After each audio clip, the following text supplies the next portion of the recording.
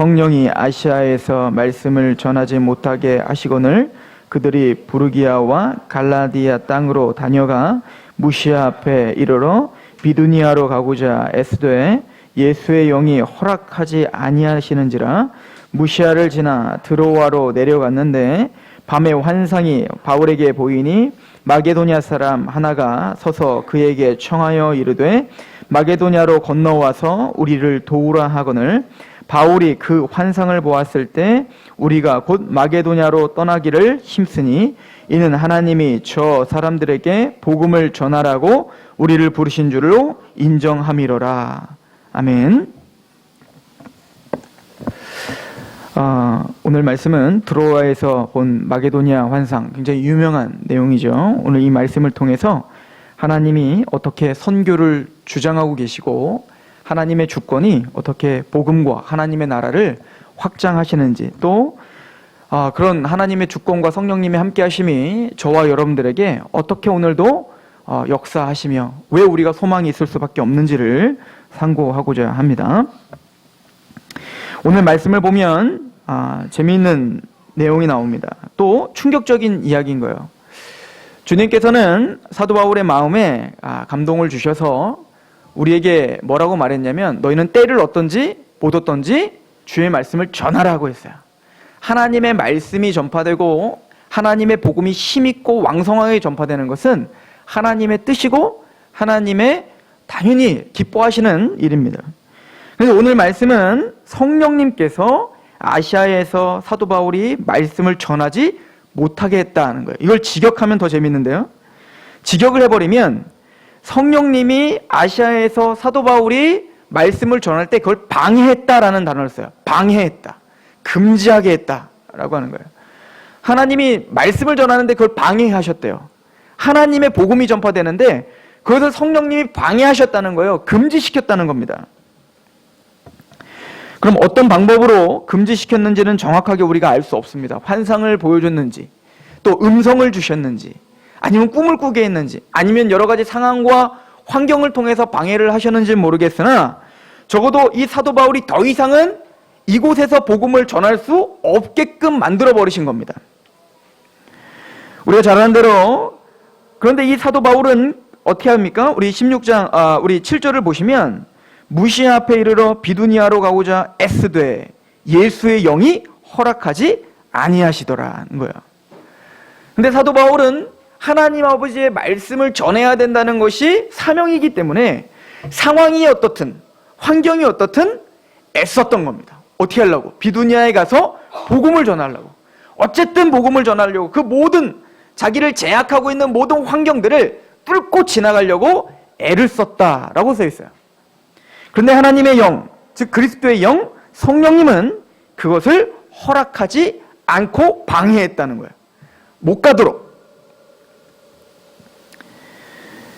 그 무렵 밤에 드로아에서 꿈을 꿨는데 환상을 봤는데 그 환상 중에 마게도냐 사람 한 사람이 와서 바울을 청하는 겁니다. 건너와서 우리를 도우라. 아마 그 에게해가 있었으니까 아마 그 에게해 건너로 이제 배를 타고 건너와라 라고 아마 손짓을 불렀던 것 같습니다.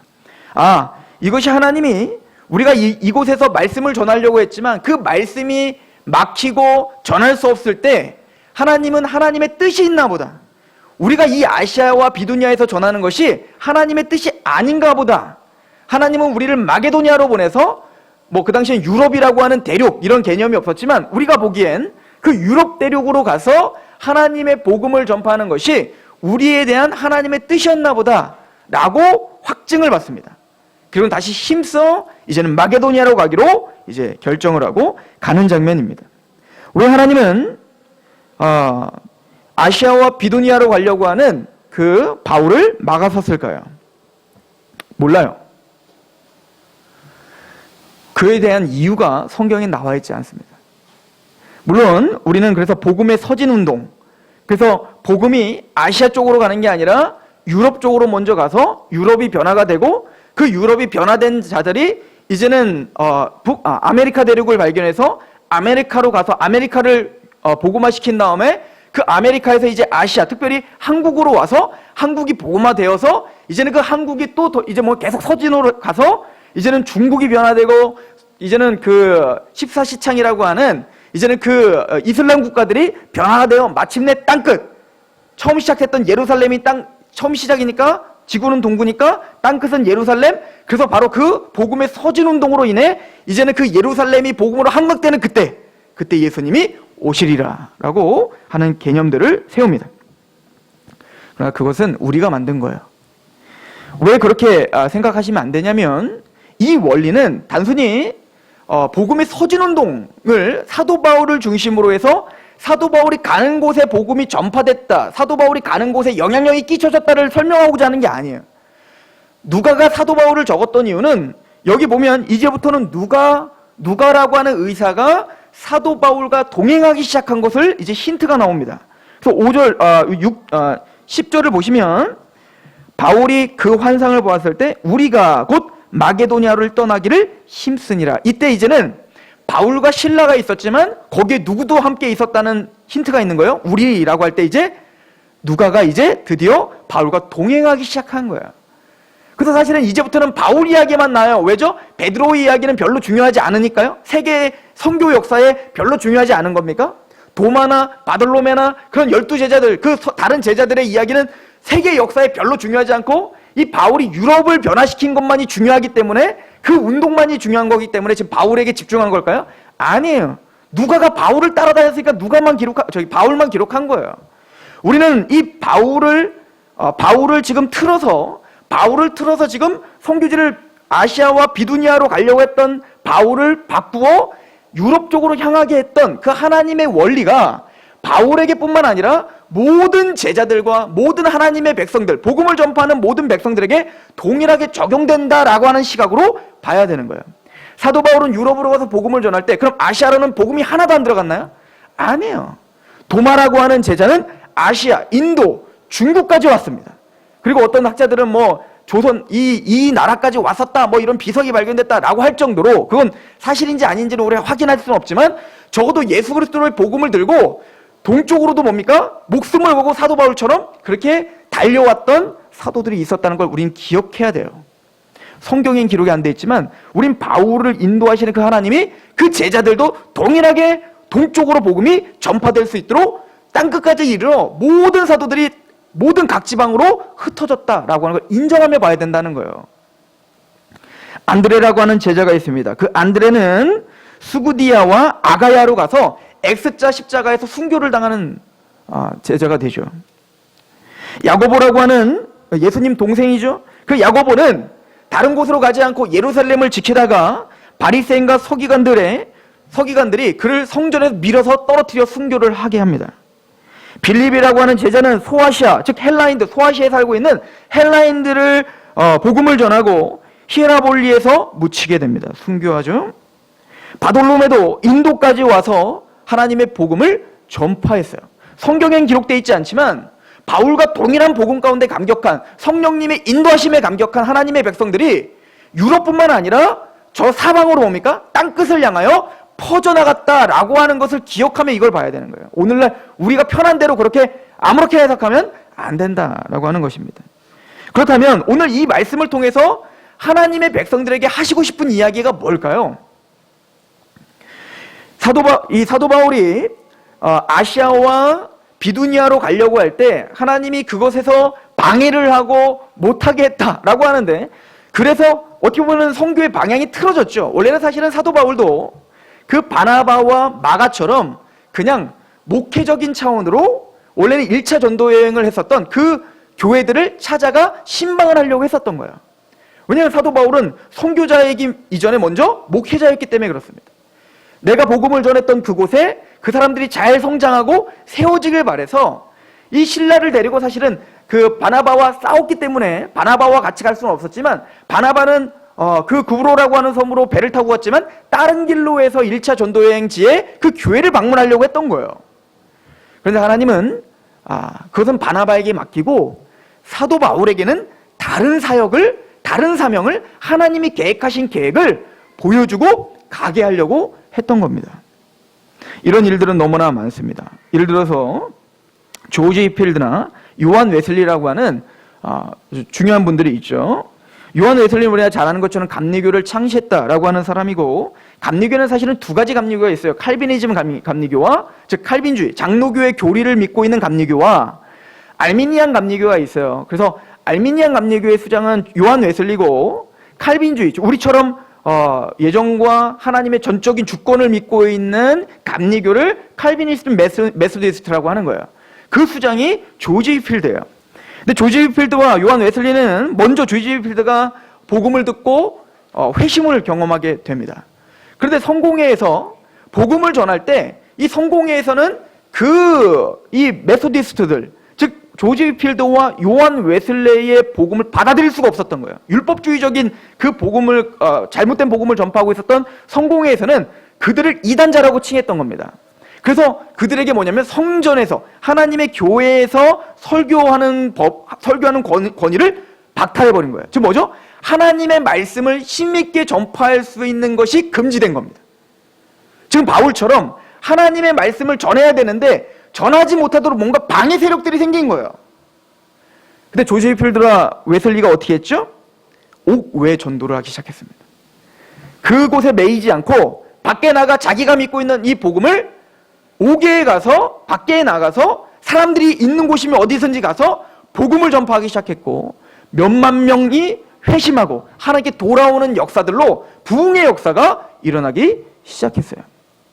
어찌 보면은 그 당시에는 하나님의 말씀이 지금 방해받는 것 같고 하나님의 말씀을 전혀 전할 수 없는 그런 상황인 것 같지만, 그 상황 때문에 조지 휘필드는 다시 미국으로 가 미국의 제1차 각성운동, 대각성 부흥운동을 일으키는 주역이 됐고, 웨슬리는 영국에서 뭡니까? 영국을 개혁시키는, 영국을 다시 부흥으로 다시 끌어올리는 주역이 되었어요. 하나님의 역사는 정말 지혜롭고 신묘망측한 거죠. 마찬가지로 이런 일들은 끊임없이 허드슨 테일러라고 하는 선교사가 있었습니다. 이 허드슨 테일러는 중국 내지 선교에 마음이 있었어요. 그래서 중국 내지에 가서 중국인들과 동일한 모습으로 중국인들의 옷을 동일하게 입고 그렇게 복음을 전하다가 죽기로 결심해서 정말 그렇게 살다가 죽게 됩니다. 그런데 그 중국 내지 선교회가 공산 국가가 되면서 모두가 쫓겨나게 된 겁니다. 하나님의 말씀이 방해받았죠. 하나님의 말씀을 전하는 것에 어마어마한 방해를 받기 시작한 겁니다. 그 내지 선교회가 거기서 포기하지 않고 이제는 중국을 내려놓고, 하나님의 뜻이구나 내려놓고 지금은 모든 아시아에 수천 명의 선교사를 파송하는 OMF라고 하는 선교국이 탄생했어요. 우리랑도 연관이 있죠. 우리가 후원하고 있는 오영조 선교사님이 바로 이 OMF 선교사죠. 토마스 선교사라는 사람이 있었습니다. 이 사람은 중국 상하이에 중국 선교에 대한 꿈을 안고 중국 상하이에 도착을 했습니다. 근데 토마스 선교사는 젊은 나이에 이 똑똑했던 이 선교사는 중국에 도착하자마자 고통과 고난과 환란이 끊임없이 닥치는 겁니다. 임신한 그 아내, 막 결혼한 그 아내인 캐롤라인이라고 하는 그 여사가 입덧이 너무 심한 거예요. 이 임신을 했는데 입덧이 너무 심하고 중국이라는 땅이 그 당시에는 그렇게 깨끗하지도 못하고 그러다 보니까 그 입덧이 이게 그냥 심합니다가 아니라 대단히 심했던 것 같아요. 그러다가 마침내 아내가 유산까지 하게 됩니다. 그리고는 그 유산의 후유증으로 그 아내는 중국에서 죽습니다. 모든 것이 다 포기가 됐습니다. 하나님을 말씀을 전파하고 복음을 전하는 일은 이제는 너무 먼 이야기인 거예요. 방황하기 시작했습니다. 또 런던 선교회의 선임 선교사였던 사무엘 뮤어 헤드라고 하는 그 선임 선교사와 불화가 일어났어요. 선교지에서 선교사들끼리 같이 연합을 해도 모자를 판에 이런 어려운 상황 속에 그 선임 선교사와 불화가 일어나서 선교는 이제 끝장났다라고 생각이 들었어요. 그때 한 선배 선교사가 토마스 선교사에게 충고를 하며 그를 위로했고, 그가 바라봤던 곳이 중국이 아닌 한국이었던 겁니다. 그 당시에는 아무도, 어떤 선교사도 조선이라는 땅에 들어오지 않을 그때 그 중국 상하이에서 복음을 전하려고 갔던 그 모든 일들이 방해를 받고 더 이상 전할 수 없는 그 밑바닥까지 떨어졌을 그때 하나님은 조선 땅을 보여줬고, 그 조선 땅 평양 대동강에 제너럴 셔먼호라고 상선을 타고 와서 성경책 한 권을 박충곤이라고 하는 분한테 전해줍니다. 그 사람은 포졸이었어요. 포졸. 나중에 그 사람이 토마스 선교사를 찔러 죽입니다. 그래서 이 땅에 평양의 대동강에 처음으로 조선의 땅에 복음을 전하겠다는 그 마음 하나로 이 땅을 밟았는데 밟자마자 죽임을 당했어요. 순교를 당했죠. 이게 첫 번째 선교사 토마스의 이야기입니다. 근데 이건 너무나 유명한 이야기죠. 그 박충곤이라고 하는 사람이 성경책을 받았는데 이게 뭔지 모르잖아요. 그 당시엔 종이가 너무 귀한데 종이가 있으니까 이걸 자기네 집에 문지방에 막 벽지를 덕지덕지 바른 거 아닙니까? 얼마나 좋아요. 막 찢어가지고 발랐는데 오늘은 너무 무료해서 가만히 누워서 뒹굴하는데 그 말씀 구절이 보이기 시작하는 겁니다. 그 토마스 선교사를 찔러 죽였을 때 그의 표정과 그 모든 것들이 같이 들어오면서 회심을 경험하게 됩니다. 그래서 조선의 초대교회의 토대가 마련되기 시작합니다. 실패한 것 같고 방해를 받는 것 같지만 하나님의 그 지혜와 하나님의 인도하심은, 그 하나님의 복음은 매이지 않는다는 것을 역사를 통해서 우리에게 끊임없이 보여주고 있습니다. 존 버년이라고 하는 청교도는 영국의 국교도에 의해서 복음을 전한다는 이유로 그들이 복음이라고, 우리는 복음이지만 그 사람들은 이단이라고 이야기했겠죠.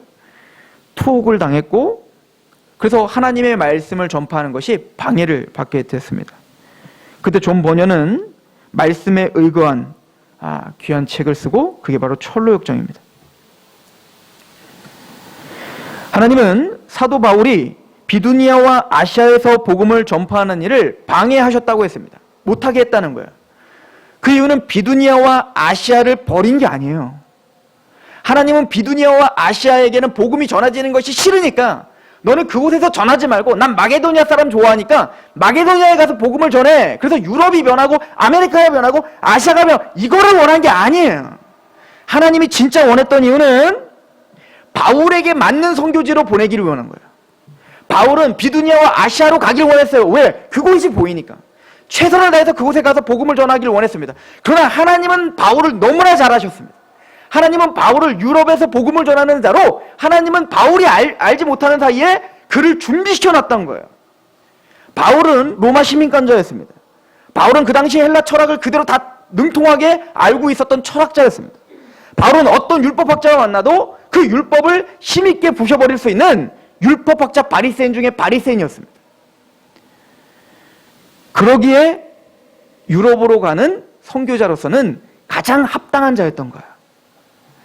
여러분들, 우리 사도행전 이제 17장만 가봐도 드디어 빌립보에 가서 복음을 처음으로 이제 전하는 거예요. 그 마게도니아라는 지역은 빌립보와 같은 큰 성들이 있었는데, 큰 도시들이 있었는데, 첫 번째 지역이 그 빌립보라는 곳에 가서 복음을 전파했는데 잡히죠. 그리고 감옥에 갇히게 돼요. 두드려 맞고 죽임을 당할 뻔해요. 그런데 그곳에서 하나님의 기적의 역사가 일어나죠. 사실은 그 바울과 실라는 그곳에서 원래 죽는 거예요. 풀려날 수가 없어요. 나중에 근데 이 바울과 실라가 거기서 도망가지 않고 그들에게 협박을 하죠. 나는 로마 시민권자다. 로마 시민권자를 이렇게 대우해도 되느냐. 나를 황제에게로 압송해달라. 나중에는 로마 시민권이라고 하는 그 특권을 내세워서 어디까지 가길 원해요? 로마까지 가기를 원하는 거예요. 그래서 황제를 대면해 황제에게 복음을 전하려고 하는 그 담대함이 바울에게 있었죠. 그건 베드로가 할 수 있는 게 아니에요. 그건 야고보가 할 수 있는 게 아니에요. 로마 시민권자였던 바울이 할 수 있는 것입니다. 하나님은 바울을 너무나 잘하셨고 그렇게 준비시켰던 겁니다. 그래서 바울이 가려고 하는 것이 아닌 하나님의 계획대로 바울을 틀은 거예요. 그럼 비두니아와 아시아는 베드로가 갑니다. 베드로전서 1장 1절을 여러분들이 보시면 베드로전서에 처음에 누구에게 편지를 보낸다라고 할 때 거기에 뭐라고 써있냐면 아시아와 비두니아에 있는 성도들에게. 그것은 베드로에게 맡기는 거예요. 합당한 자에게 맡기는 겁니다. 때로는 이것이 내 길이라고, 맞아요. 이게 내가 제일 잘할 수 있는 것 같은데? 그래서 그 일을 합니다. 근데 그 일이 망가질 수 있어요. 때로는 그렇게 하나님이 되면 될 것 같은데 열심을 내고 힘을 냈는데 해도 안 되는 게 있어요. 하나님의 구원을 받은 복음의 사람들은 거기서 낙심할 수 없는 거예요. 나보다 나를 너무 잘하시는 하나님께서 나에게만 맞는 그 일을 준비해놨다 믿는 겁니다. 우리는 낙심할 수 있고 나의 지혜로는 그게 실패일 것처럼 보일 수 있지만 하나님은 실패하지 않고 하나님 나라의 확장, 여러분들 왕같은 제사장으로 세워서 여러분들 통해 또 이 교회를 통해서 이루시고자 하는 하나님의 그 뜻은 절대 망가지지 않는 거예요. 이게 성경을 통해서 우리에게 하시고 싶은 얘기 아닐까요? 사도 바울에겐 답답함이 있었습니다. 하나님, 제가 이방인의 선지자 맞습니다. 나를 이방인의 빛으로 세워주셨습니다. 그런데 하나님, 왜 나는 유대인으로서 내가 사랑하는 그 고륙, 내 친척들에게 복음을 전하고 싶은데 왜 내가 유대인들에게 복음만 전하면 그들은 나를 죽이려고 합니까? 왜 이방인들은 복음을 전하면 그렇게 잘 믿는데 왜 복음을 나는 유대인들에게 전하고 싶은데 왜 그게 망가지고 그게 자꾸 방해가 됩니까? 이게 자신에게 큰 빚진 자의 마음이요, 이것이 자신에게는 큰 고민이라고 로마서 9장, 10장, 11장이 이야기하지 않습니까?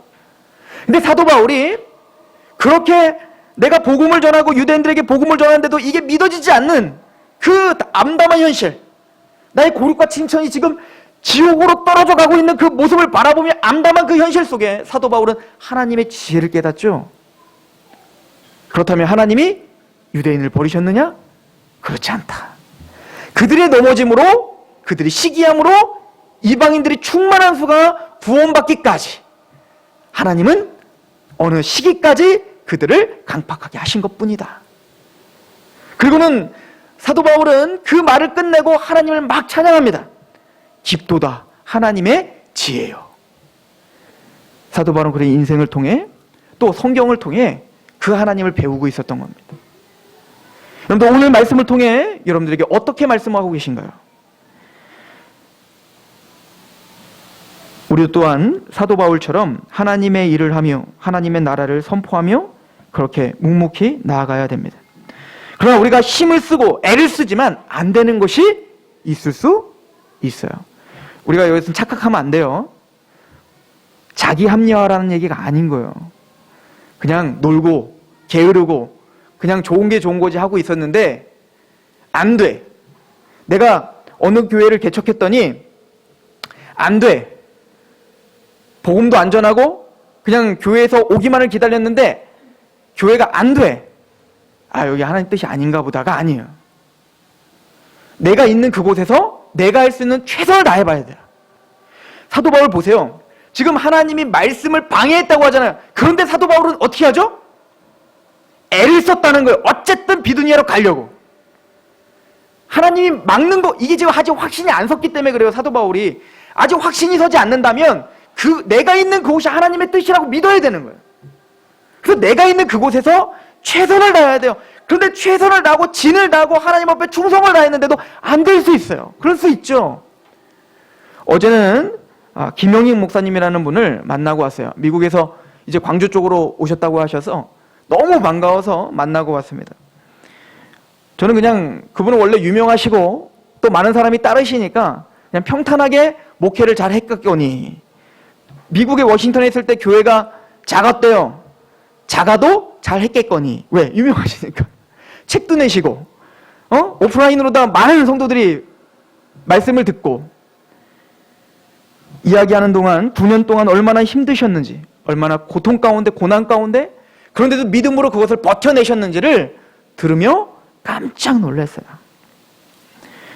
제가 듣기엔 꼭 하나님이 그곳에서 목사님이 할 수 있는 최선을 다해서 시간을 쪼개며 말씀을 준비하고 글을 쓰고 그렇게 끊임없이 노력했지만 자기를 이단자로 보는 사람도 있고 또 자기를 어쨌든 모욕하고 모독감을 줘서 교회를 쫓아내려고 했던 사람들도 있고, 그게 9년 동안 그런 힘든 삶을 보내다가 나중에는 생활이 안 될 만큼 재정적으로 너무너무 힘들고 또 책을 한국에 보내야 되는데, 아니 큰 교회 목사님들이 다 친구인데 왜 책 보낼 데가 없는지 모르겠으나 책을 보낼 데도 없을 만큼 그렇게 외로운 삶을 사셨다는 것을 들었습니다. 막혔죠. 목사님은 처음에 가서 이 복음을 들고 있기 때문에 그곳에서 서 있기만 하면 금방 부흥하실 줄 알았대요. 우리 교회가 800명, 1000명 갑자기 막 그렇게 부흥하면 어떡하지? 어떻게 나눠줄까? 우리도 그런 고민들을 좀 했었죠. 안 되더라는 겁니다. 그렇게 최선을 다해서 말씀을 전하고 정말 목숨을 다해서 생명을 걸고 그 말씀, 타협 없는 말씀을 전했는데 안 되더라는 겁니다. 그리고 어떻게 보면 실패한 것처럼 한국에 오신 거예요. 근데 한국에 와서 깜짝 놀라는 게 있죠. 전혀 알지 못하는 저를 비롯해서 많은 성도들이 찾아오기 시작하는 거예요. 한국에서 그 말씀을 들었던 많은 젊은이들이 김영희 목사님을 찾아오기 시작합니다. 그리고 자기는 그렇게 미국 교회가 좀 세워지기를 원한다고 그렇게 기도했는데 본인의 교회는 그렇게 힘들고 힘들었는데 그 복음으로 한국에서는 그 말씀 때문에 그 김영희 목사님의 메시지 때문에 교회들이 세워지고 있다는 것을 한국에 와서 듣게 된 거예요. 와, 하나님은 지혜롭구나. 와, 하나님은 실패하지 않으시는구나요. 우리의 모습도 마찬가지죠. 답답할 수 있죠. 언제가 끝이야? 왜 우리는 그렇게 멋있게 사역하고 싶은데 왜 안 되지? 괜찮아요. 하나님은 지금도 하나님의 일을 하고 계십니다. 우리가 정확한 복음 앞에 있다면, 타협 없는 하나님의 말씀 앞에 서 있다면 하나님은 지금 우리가 알지 못하는 그곳에서 하나님의 일을 지금도 하고 계십니다. 꼭 교회만 그런 건가요? 여러분들의 가정과 여러분들의 직장과 여러분들의 삶 속에, 그 삶 속에서는 그런 일이 안 일어나는 건가요? 사도 바울에게만 그런 일이 일어나고 그 다른 제자들에게는 성경에 기록되어 있지 않기 때문에 그 다른 제자들은 그냥 헛고생만 한 건가요? 아니에요. 사도 바울에게 그렇게 역사하셨다면 오늘 우리와 이 교회와 여러분들의 가정에게 그렇게 역사하시는 거예요. 이게 복음을 갖고 있는 사람들의 믿음이요, 확신이요, 기쁨인 겁니다. 오늘 말씀을 보면 10절을 보시면 이렇게 써 있는데요. 바울이 그 환상을 보았을 때 우리가 곧 마게도냐로 떠나기를 힘쓰니 이는 하나님이 저 사람들에게 복음을 전하라고 우리를 부르신 줄로 인정함이더라. 이 인정하다라고 하는 단어가 우리가 그 인정하다라고 하는 단어는 쉼비바존테스, 제가 여기다 적었죠? 좀 이상해요, 단어가. 쉼비바존테스. 이 단어는 뭐냐면 의견을 모으고 통합한다는 의미인 거예요. 그러니까 이 사도 바울이요, 하나님의 인도하심을 지금 따라 사는 방법을 보세요. 하나님이 비두니아 아시아로 가려고 했더니 성령님께서 막으셨더라 라고 하죠. 또 가려고 했는데 하나님의 영에 허락지 아니하셨더라 하죠. 근데 그 방법이 뭔지 몰라요. 성경에 어떻게 써있지 몰라요. 환경인지 어떤 상황인지 어떤 선지자를 통해서 얘기한 건지 아니면 직통계시로 얘기한 건지 그거는 몰라요. 아무튼 토마스 선교사처럼 상황 때문에 못 갈 수도 있어요. 하나님의 뜻을 인도하는 방법은 그냥 뭔가를 쉥 얘기했기 때문에 그렇군요. 오른쪽으로 막 깜빡이 켜져갖고 그렇군요. 그렇게 하는 게 아니에요. 사도 바울이 지금 환상을 보고 마게도니아 사람이 불러지는 그 환상을 봤지만 그 전에도 하나님은 끊임없이 어떻게 하고 있어요? 말씀하고 계셨단 말입니다. 어떤 방법으로? 몰라요. 어떤 상황과 어떤 것인지. 예를 들어서 에스더서를 보면 에스더서에는 하나님이라는 이름이 기록되어 있잖아요. 유일한 책입니다. 성경인데 하나님이라는 이름이 없어 아예. 꼭 우리로 말하면 하나님을 믿고 구원을 받았는데 우리 하나님을 좀 만나고 하나님을 보고 하나님의 역사를 체험하고 싶은데 하나님이 보이지도 않고 들리지도 않아. 꼭 그런 무미건조한 삶이 그 역사가 진행돼요. 기적이 나타나진 않아요. 엘리야처럼 모세처럼 막 그런 기적으로다가 그 모르드게가 기적을 베풀어가지고 갑자기 그 유대인들을 죽이려고 했던 그 대적들을 다 죽여버리더라. 막 이런 좀 역동적인 이야기들이 나왔으면 좋겠는데 그런 역사 하나도 안 나요. 그냥 역사 속에 있을 법한 이야기의 역사가 그냥 진행됩니다. 그러나 그 에스더는 하나님이라는 이름은 없지만 그 역사의 진행 속에서 하나님이 기가 막힌 섭리로 하나님의 백성들을 인도하고 계시고 보호하고 계신다는 것을 우리에게 반증하는 책입니다. 꼭 우리와 비슷한 거예요. 지금 당장 막 직통 계시가 들리지 않고 하나님 보이지 않는 것 같은 그 부재중인 것 같은 우리의 이 무미건조한 삶 속에 하나님은 그래도 우리의 역사를 주관하시며 인도하신다는 반증의 책이 에스더서예요. 그때 모르드게가 에스더, 이제 유대인들이 다 죽을 수밖에 없게 됐어요. 그런데 그 모르드게가 에스더에게 와서 에스더가 이제 페르시아의 여왕이 된 거 아니에요? 그것도 하나님의 은혜로 된 거예요. 그것도 다 그 시대가 에스더가 여왕이 될 수 있는 그런 모든 시대적 배경을 하나님 다 만들어 놓으신 거예요. 여왕이 됐는데 이 모르드게는 하나님 앞에 기도를 합니다. 하나님, 우리 민족이 이렇게 죽게 생겼습니다. 누구밖에 생각이 안 나면 이제 에스더밖에 생각이 안 나는 거예요. 왜? 에스더는 여왕이니까. 살릴 수 있는 방법은 누구밖에 없어요. 에스더밖에 없다고요. 그래서 이 모르드게가 에스더에게 가서 뭐라고 했을까요? 내가 기도해보니 하나님이 너를 통해서 구원을 시킨다고 하더라. 하나님 말씀에 순종해라. 하나님 음성이 들렸는데 네가 해야 된대 라고 모르드게가 얘기하던가요? 천만에요. 혹시 아니? 네가 여왕이 된 걸 이때를 위함인지 생각해 본 겁니다. 생각해 본 거예요. 아무리 생각해봐도 에스더밖에 답이 안 나와. 하나님 왜 기적적으로 에스더를 여왕으로 얹혔을까? 여러 가지로 생각을 해봤더니 에스더밖에 답이 안 나와. 그래, 하나님 에스더가 답이겠군요 라고 결정하고 가서 얘기한 거예요. 얘기할 때도 하나님이가 순종해 이렇게 얘기 안 한다고요. 근데 어떤 누가 감히 내가 꿈에 너 봤는데 너 지금 죄 졌다더라. 누가 감히 그런 이야기를 할 수 있다는 얘기인 거예요. 이단이에요. 그렇게 얘기하면. 모르드게는 조심스럽게 하나님의 뜻인 줄 아니? 라고 이야기하면서 한마디를 더 붙입니다. 에스더야, 근데 에스더가 그러죠. 나는 못합니다. 두렵습니다. 그때 모르드게 뭐라고 하냐면 에스더야, 괜찮다. 네가 안 해도 돼. 왜냐면 자신이 성경을 연구해봤더니 하나님의 아브라함의 백성, 또 다윗의 자손, 이 유다 백성을 하나님 반드시 지키신다고 약속했어. 네가 아니더라도 하나님은, 그 말은 없지만 돌들로라도 우리 구원시킬 수 있어. 그런데 만약에 네가 아니고서 다른 방법으로 하나님이 우리를 구원시키면 그땐 너 어떻게 할래? 너 그러면 하나님이 여왕의 자리까지 올려줘서 그곳에서 네가 해야 될 일 아무것도 하지 않고 그렇게 하나님이 우리 백성을 구원해줬다면 너는 하나님 앞에 무슨 말을 할 수 있겠느냐 라고 이야기를 하죠. 너는 하나님 앞에 네가 있는 곳에 최선을 다해야 되지 않겠니? 네가 있는 곳에서 하나님의 뜻이구나 라고 자신이 할 수 있는 최선을 하나님 앞에 쏟아 부어야 되지 않겠니? 그때 에스더가 나를 위해 기도해 주십시오. 그리고는 죽으면 죽으리라 하고 달려가는 거예요. 에스더는 기도를 했더니 달려가. 그럼 살려줄게 응답받고 간 거 아니에요. 죽으면 죽으리라요. 하나님 앞에 그렇게 최선을 다하는 삶을 사는 거예요. 생각해 보는 겁니다. 왜 내가 이곳에 있지? 왜 나에게 이런 은사를 주셨지? 왜 나에게 이 사람을 맡겨줬지? 왜 하나님이 이런 교회를 맡겨주셨을까? 왜 서산에 있을까? 왜 이 시대에 태어났을까? 왜 나에게 이런 공부를 했을까? 왜 나에게 이런 은사를 줬을까? 생각해 보라는 겁니다. 그래서 통합해 보라는 거예요. 그러면 결론이 나오는 거예요.